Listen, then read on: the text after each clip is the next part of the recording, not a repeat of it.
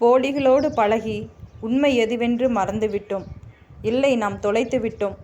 ஆமாங்க, இயற்கையாக வாழ்கிறத எல்லாத்தையும் மறந்துட்டு இப்போ நம்ம செயற்கையோடு சேர்ந்து போராடிட்டுருக்கோம். எதுக்கு போராடுறோன்னே தெரியாமல் இந்த வாழ்க்கையில் ஓடிட்டுருக்கோம். அப்பாடான்னு இந்த 3 நாள் லீவில் நிம்மதியாக இருப்பீங்க. கண்டிப்பாக என்னோடய வீடியோஸ் உங்களுக்கு மன நிறைவாக மன நிம்மதியாக ரொம்ப ரிலாக்ஸாக இருக்கும்னு நினைக்கிறேன். அதுபோக உங்களுக்கு இஷ்ட தெய்வமாக முருகர் இருந்தார்னா கண்டிப்பாக இந்த சேனலை சப்ஸ்கிரைப் பண்ணிக்கோங்க. ஏன்னா முருகருக்கு நான் எப்படி வழிபாடு நடத்துகிறேங்கிறது தான் இந்த சேனலோட முழு நோக்கமே. வாங்க வீடியோக்குள்ளே.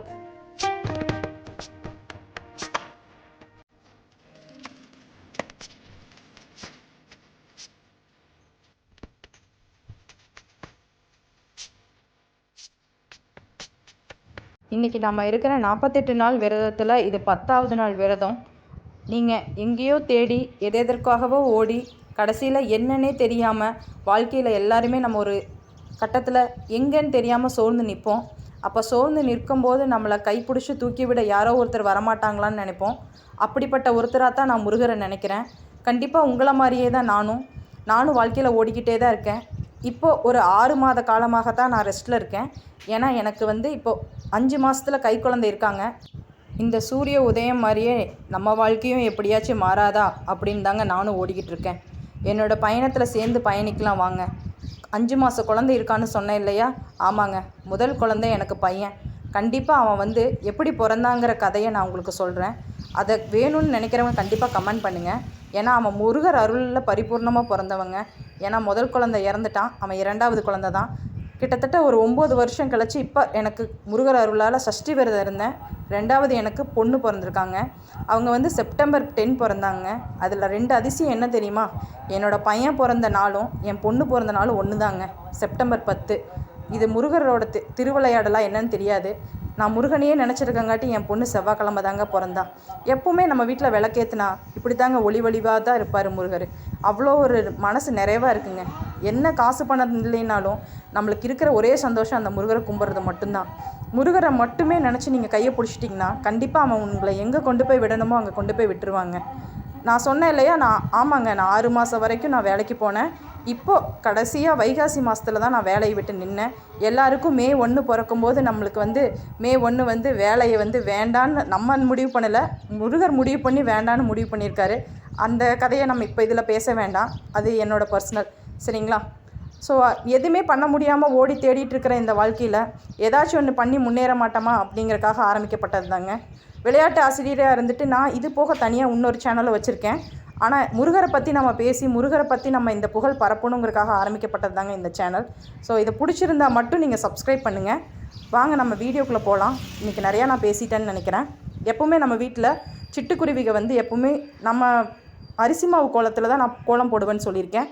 அதில் நம்ம காலையில் நான் வீடியோ எடுக்கணும்னு நினைக்கும் போதே அவங்க வந்துட்டாங்க. நான் கோலம் போட்டுட்டு இந்த பக்கம் வந்தோன்னே அவங்க சாப்பிட வந்துட்டாங்க. அதை நான் அப்படியே உங்களுக்கு வீடியோவை எடுத்து போட்டிருக்கேன். கூடவே இந்த சூரிய உதயம் மாதிரியே நம்ம வாழ்க்கையும் சூரிய உதயமாக உதிக்கணுங்கிறதுக்காக தான் இன்றைக்கி நான் அட்டாச் பண்ணியிருக்கேன். நம்ம வீட்டு செடியில் முன்னாடியே செம்பருத்தி இருக்கும், அதையும் கொஞ்சம் பொறிச்சிக்கிட்டேன். இன்றைக்கி கொஞ்சம் லேட் ஆகிடுச்சு, ஏன்னா குட்டி பாப்பா அழுதுகிட்டே இருந்தாங்க.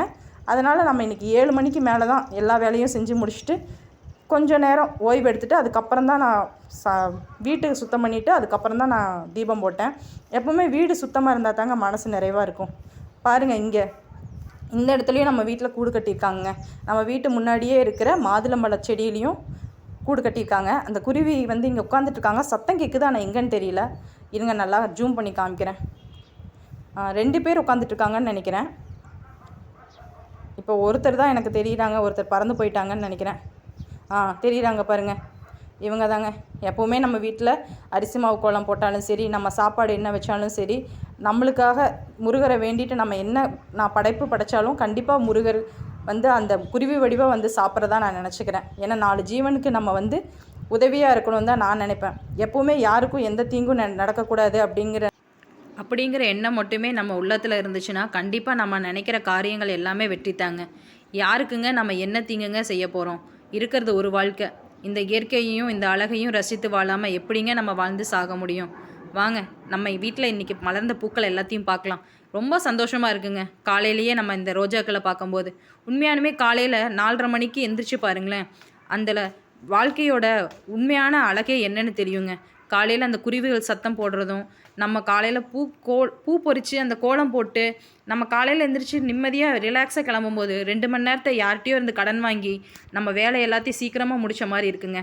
உண்மையாலுமே இந்த 48 நாள் விரதம் என்னோடய வாழ்க்கையில் ரொம்ப மிகப்பெரிய வாழ்க்கையில் முன்னேற்றத்தையும் மாற்றத்தையும் தரும்னு நம்புகிறேன்.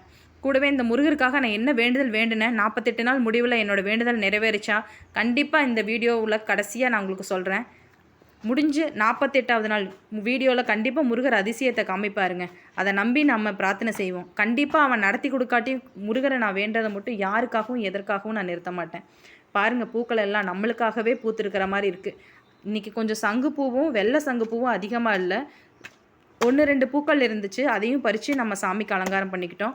1-2 ரோஜாக்கள் இருந்துச்சு. ஏன்னா நேற்று நம்ம பொங்கல் வைத்தோம் இல்லையா, அந்த பொங்கலுக்கான பூக்கள்லாம் நம்ம பறிச்சிட்டோம். இருக்கிற பூக்களை கொண்டு மனநிறைவாக பூஜை செய்கிறது தாங்க பூஜை. நான் நினைக்கிற மாதிரி கோடி கொட்டி கொடுத்தா தான் முருகன் வருவானா? இல்லைங்க. தீபம் பற்ற வைக்கிற முறையை பற்றி நான் உங்களுக்கு சொல்கிறேன். தீபம் போடுறதுக்கு முதலையே எண்ணெய் ஊற்றிட்டு விளக்கில் அதுக்கப்புறம் தான் நம்ம திரியை போடணுங்க. திரியை முதலையே போட்டுட்டு எண்ணெய் ஊற்றக்கூடாது.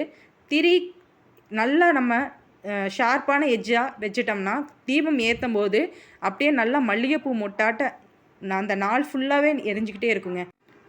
முருகருக்கு 21 நாட்கள் இருக்கக்கூடிய தைப்பூச விரதமும் வரப்போகுதுங்க.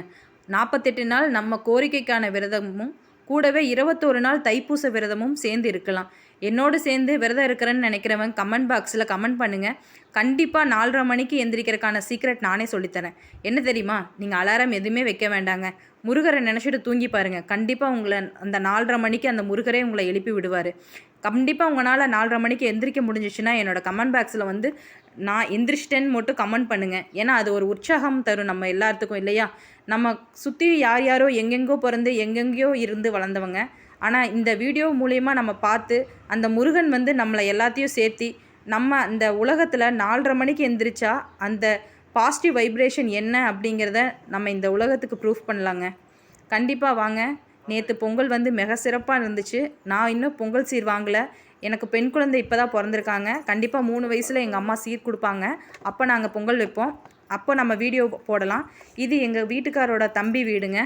பொங்கல் ரொம்ப அருமையாக விழுந்துச்சு. முதல்ல வடக்க விழுந்துச்சு, அதுக்கப்புறம் கிழக்க விழுந்துச்சு. இந்த பொங்கல் பானை எப்போவும் நிறைஞ்சிருக்கிற மாதிரி உங்கள் வாழ்க்கையில் இந்த முருகன் எப்போதும் சந்தோஷத்தையும் மகிழ்ச்சியும் தரணும்னு அந்த முருகனை நான் வேண்டிக்கிறேங்க.